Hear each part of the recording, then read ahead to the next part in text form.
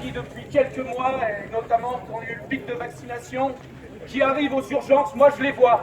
Les AVC, les crises cardiaques, les phlébites, toutes les pathologies douteuses dont ils ne savent même pas ce que c'est qu'exactement. Tout ça, ils le voient très très bien. Alors je lui dis, mais c'est quoi ta position? Il m'a dit, attends mon pote, là je viens de recevoir ma lettre de mon RH. Cet enfoiré, il m'a expliqué que si j'étais pas vacciné au 15 septembre, eh bien je serais suspendu.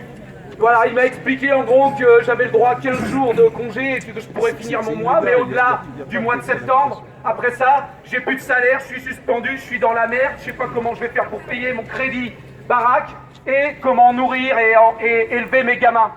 Et je lui ai dit, mais alors t'en es où toi? Il m'a dit, écoute Yann, tu me connais, je lâcherai pas. Voilà.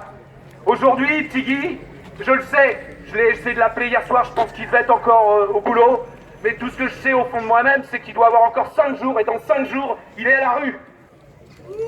Voilà ce qu'on fait des... Alors, pour la petite histoire quand même, Guillaume m'a expliqué, parce que ça fait quand même quelques années que je discute au moins une fois par mois avec lui, il m'a dit, ça fait plus de 10 ans qu'il se plaint, d'ailleurs, il s'est mis dans un syndicat, parce qu'il essaye justement de faire bouger les choses, et en fait, il m'explique que depuis 10 ans, c'est de pire en pire. Il m'a dit, bordel de merde, je me suis retrouvé tout seul, combien de fois des week-ends, tout seul, même pas un médecin urgentiste. C'est-à-dire que quelqu'un qui arrive avec une pathologie et qu'il est urgent de lui faire une injection de quelque chose, j'ai même pas un médecin sous la main pour pouvoir prescrire. Alors qu'est-ce que je fais? Je vais à l'infirmerie, je prends de mon propre chef en tant qu'infirmier ce qu'il faut et je lui fais l'injection.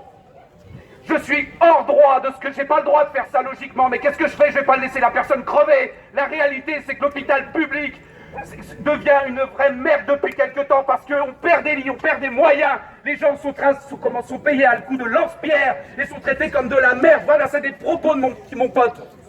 Voilà, il m'a dit là par contre, qu'est-ce qui va se passer? On va être 200, 300 000 infirmiers ou personnel soignant dans tout genre à arrêter au 15 septembre. Mais qu'est-ce qui va se passer, bordel de merde? Comment on va prendre en charge? Comment vont-ils nous expliquer qu'on fait face à un pic épidémique et qu'on n'a plus les moyens de faire face à ça?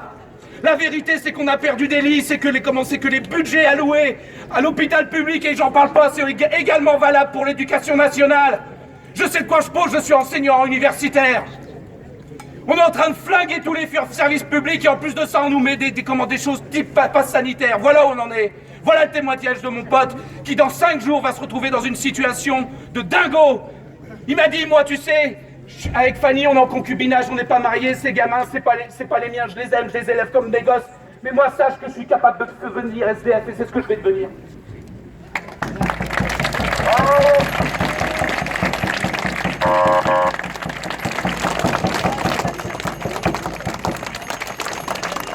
Bon, comme vous l'avez sans doute compris, on a décidé de faire appel. Ah, moi je veux bien.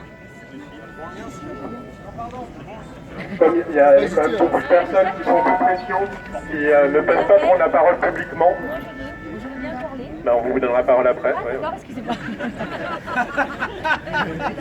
Et donc, nous avons fait appel à des témoignages de toutes les professions qui sont sous pression, que ce soit les professions médicales, les pompiers, les policiers, les gendarmes, les enseignants qui ne peuvent pas s'exprimer librement parce qu'ils sont soumis à la pression de leurs collègues. Donc, je vais vous lire le témoignage d'un parent d'élève du lycée Renan à Saint-Brieuc qui a envoyé un mail adressé au directeur d'établissement. Donc, suite au message qui a été transmis à l'ensemble des parents d'élèves pour inciter à la vaccination. Merci pour l'information. En revanche, force est de constater que malgré tout, vous entrez dans le débat, et ce, dès la rentrée, en faisant part de votre opinion favorable. Je vous ai adressé un mail, resté sans réponse, qui précise que nous faisons face à un manque de connaissances quant aux effets secondaires.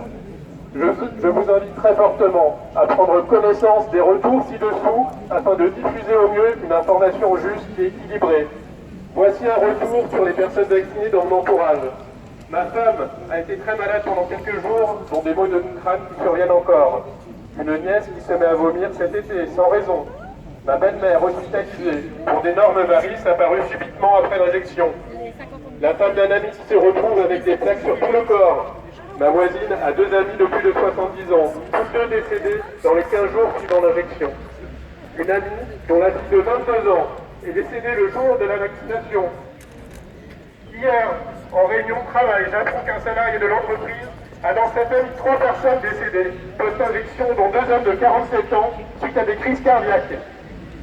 Avec du recul sur les propos tenus lors de la rentrée, et notamment sur les fake news, il serait intéressant de se servir de cette occasion afin de mettre en place des ateliers pour les élèves, fassent leur recherche, thèse ou antithèse. Quant à l'aspect médical, la pratique de cette campagne devrait être accompagnée d'un test sanguin en amont afin de connaître la présence d'éventuels anticorps déjà présents.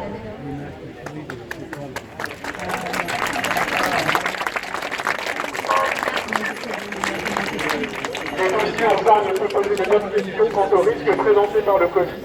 J'interviens dans le milieu